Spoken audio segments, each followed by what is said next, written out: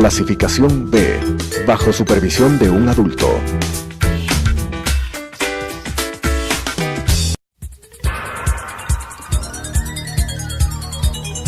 Las opiniones vertidas en este espacio por la producción y dirección del programa son de exclusiva responsabilidad de sus autores y de quienes intervienen en ellos.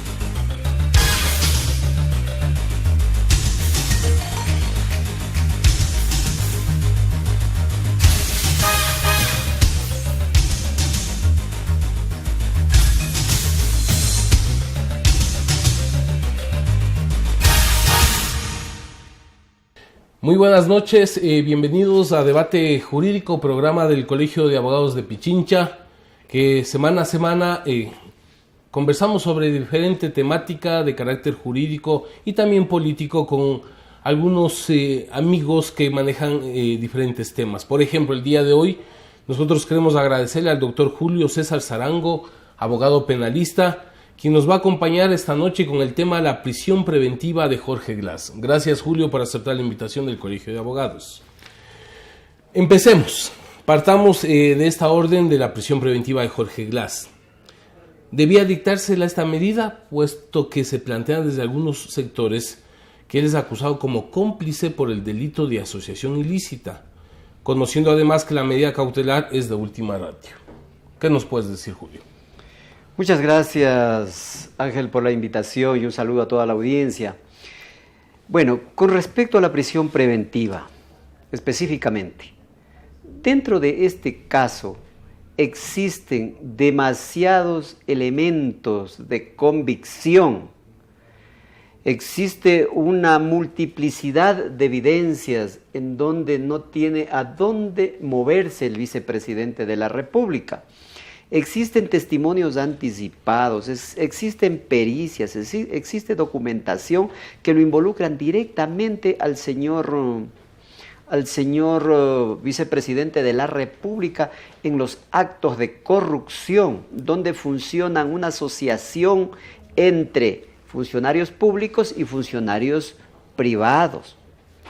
Es decir, aquí existe una asociación para delinquir y no para cometer delitos menores de 5 años, sino es superiores a los 5 años. Pero eso todavía la Fiscalía no lo ha establecido, porque la Fiscalía en su primera parte está estableciendo asociación ilícita.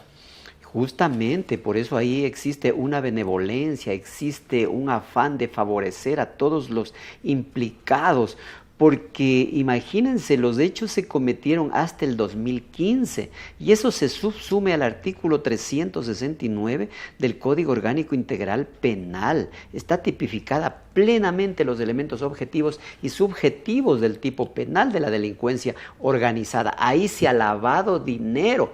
¿Cómo se ha lavado dinero?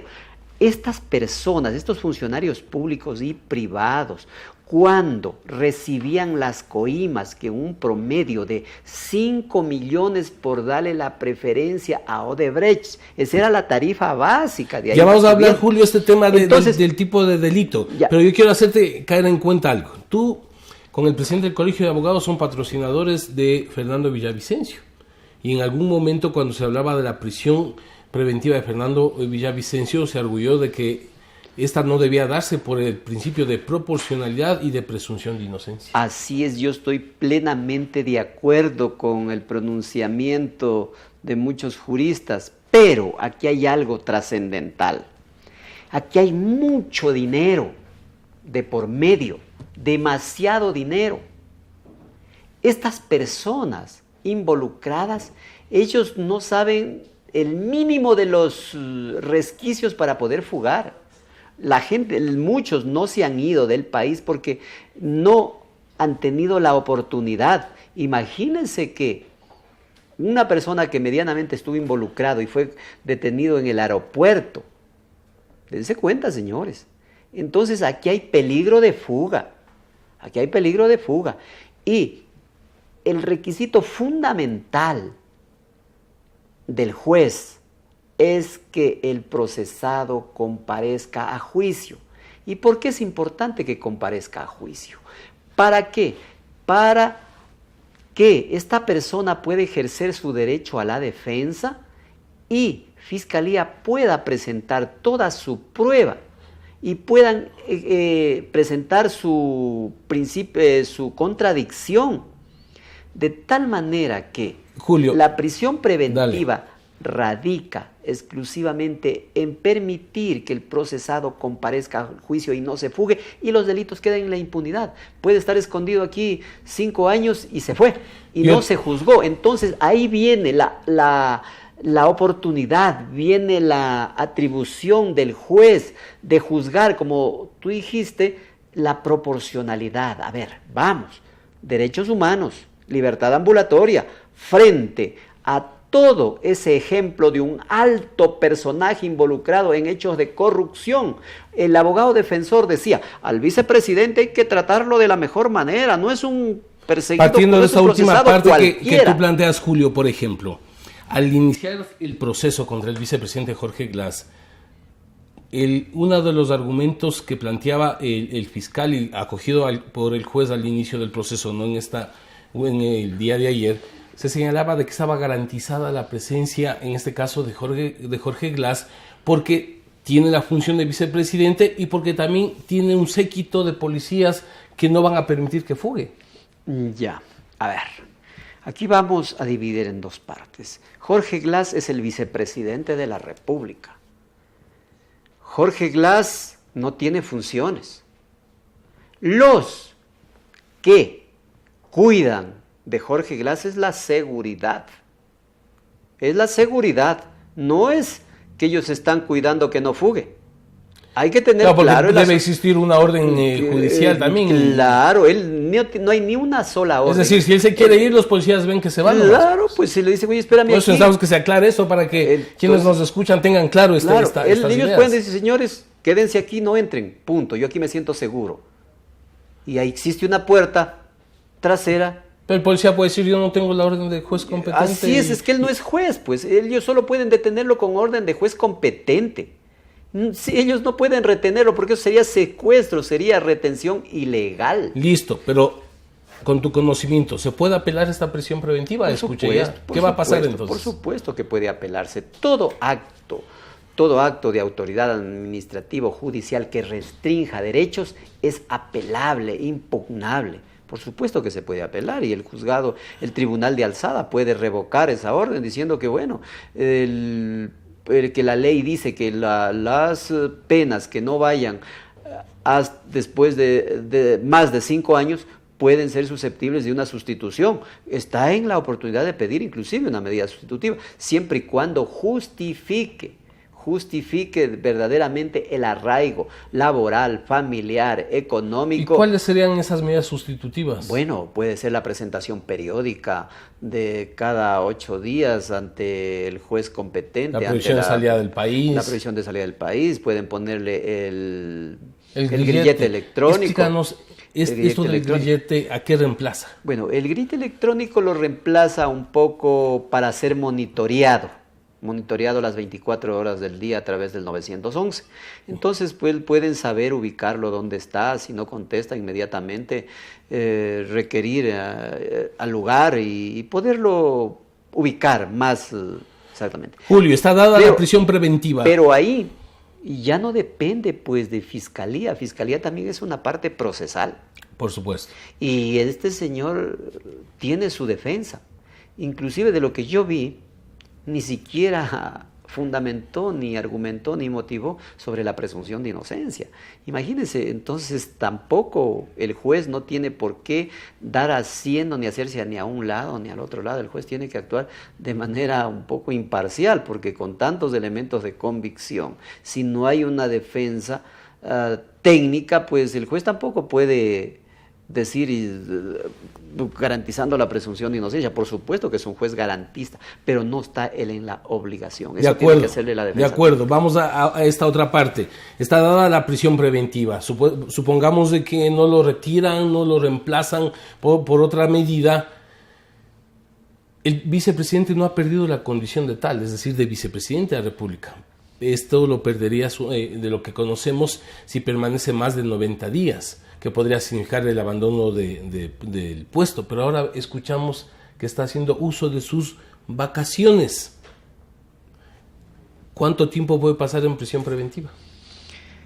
Bueno, es establecido que una persona no puede ser detenida más de 6 meses en los delitos que no superen los 5 años. Y a partir de los 5 años no puede estar detenido más de 1 año sin fórmula de juicio.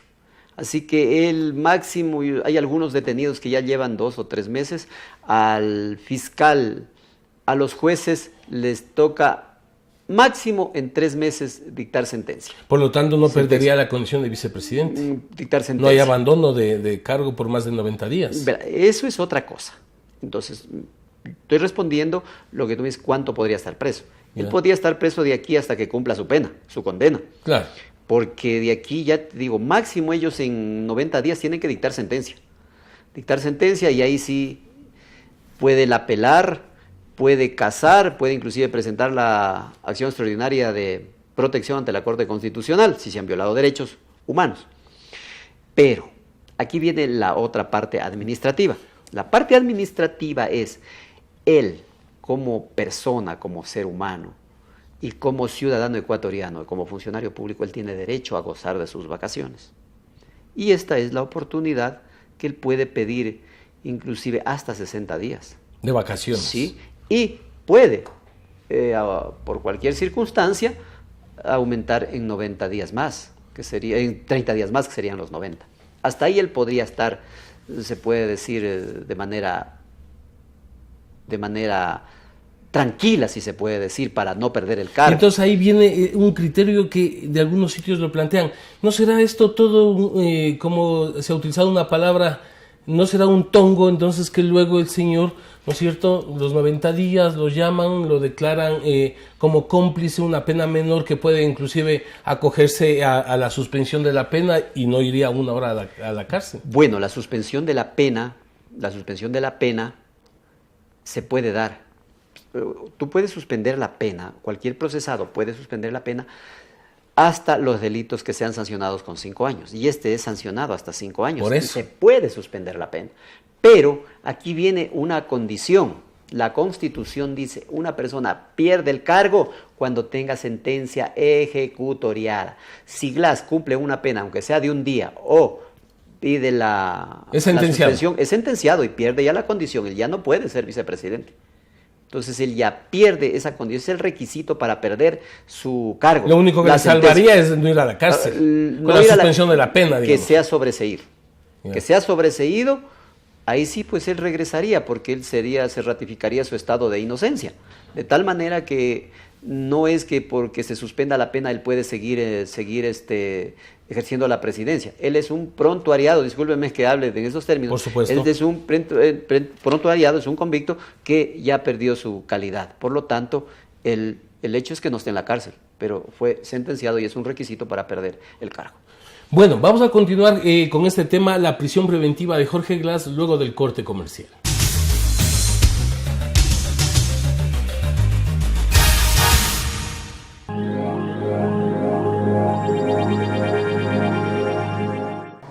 Adriana, cancélame todas las reuniones. No voy a ir a la oficina. Estoy con una jaqueca que no aguanto. ¡El jefe no viene!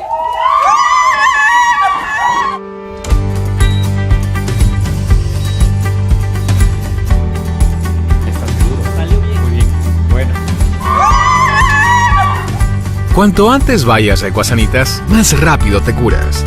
La empresa de medicina prepagada que cuida de ti. Ecuasanitas. Es bueno estar sano.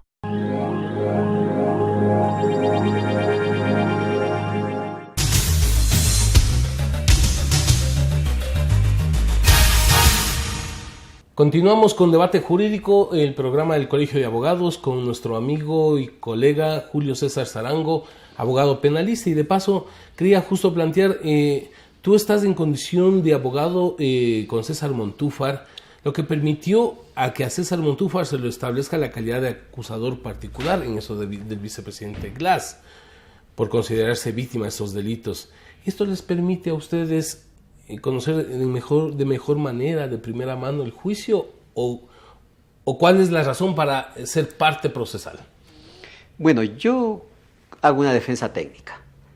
Aquí la parte exclusiva de acusador particular la hace el doctor César Montúfar.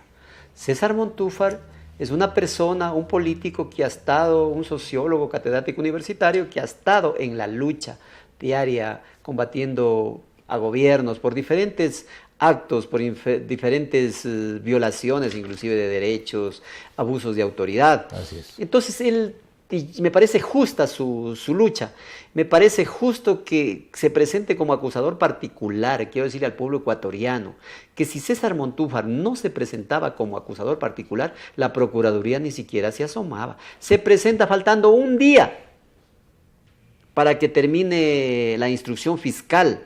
Es decir, ya les dio demasiada vergüenza, siendo Petroecuador, Selec, el proyecto Manduriacu, el proyecto Refinería del Pacífico, donde hay gerentes. Ellos deberían presentarse como acusadores particulares y defender esos derechos y pedir la reparación integral de todos esos valores económicos que estuvo bajo su control o estuvo bajo el control de los gerentes anteriores, y ellos tratar de resarcir esos valores, esas grandes cantidades de recursos económicos de todos los ecuatorianos, pero no lo hicieron. Solamente apareció la Procuraduría General del Estado a última hora. Inclusive en la audiencia de ayer que se llevó a cabo en la Corte Nacional de Justicia, ni siquiera participaron objetando lo que... No estuvo el delegado de la... Sí estuvo, pero ahí sentado, no pudo participar porque todavía no se cumplieron los requisitos que tiene que reunir el acusador particular para que pueda ser parte procesal.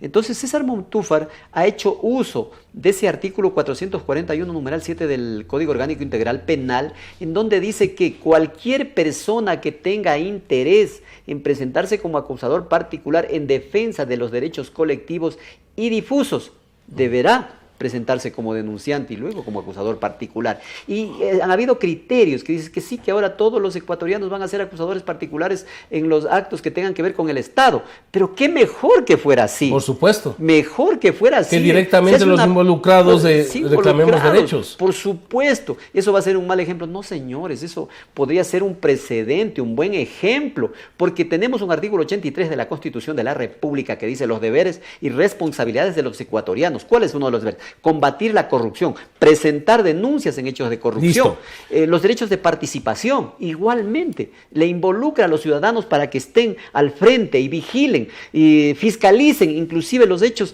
que hacen los hechos y actos administrativos. Justamente por eso, Julio, nos salta una inquietud. El fiscal le acusó al vicepresidente de asociación ilícita y está considerado como cómplice, no como autor.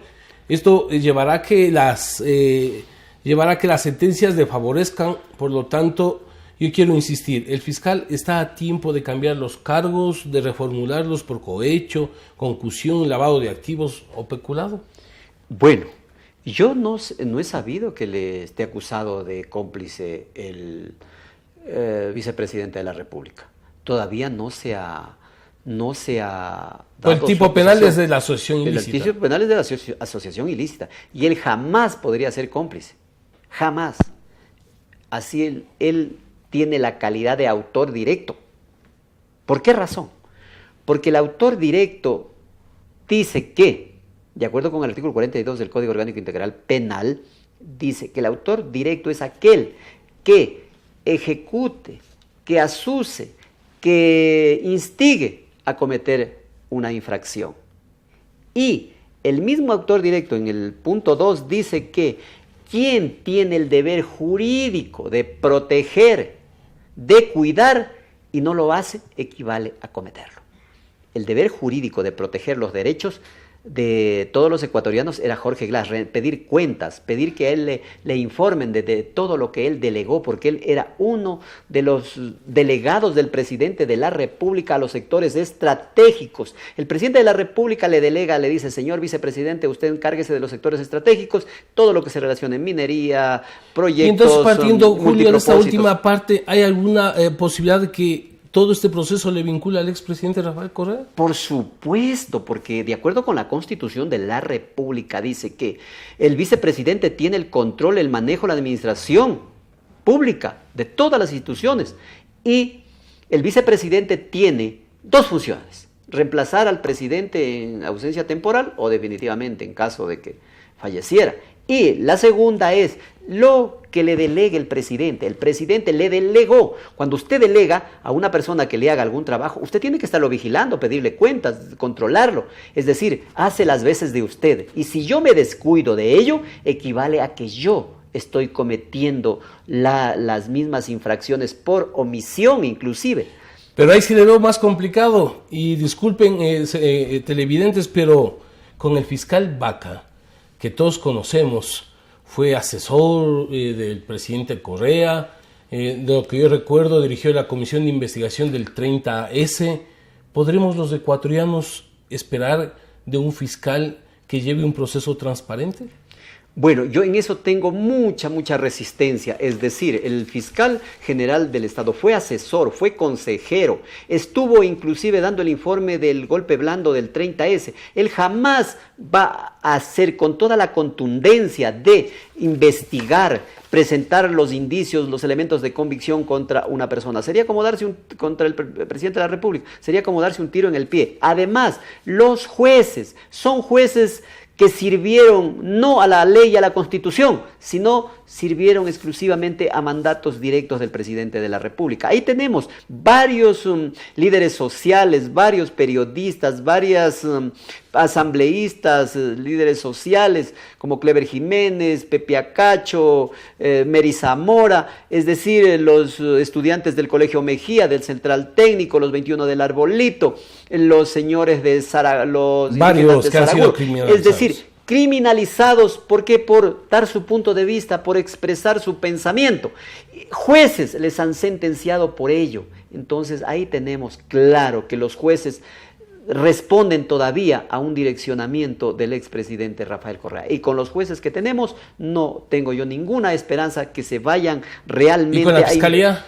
Con la fiscalía igual, yo no tengo la esperanza de que se haga una investigación. Por ello, yo saludo un poco la consulta popular. Lo único que yo veo ahí que no hay la contundencia con esa consulta popular, porque solamente deja sin efecto cese en funciones al Consejo de Participación Ciudadana, pues debería cesar a jueces, fiscales. Topemos ese tema, Julio. Acaba justamente el presidente de la República enviar a la Corte Constitucional estas preguntas para consulta popular, y en una de esas establece precisamente que se cese en funciones a los miembros del actual Consejo de Participación Ciudadana, y es un consejo de transición, hará un examen de ver el desarrollo de los que fueron electos por el anterior Consejo de Participación.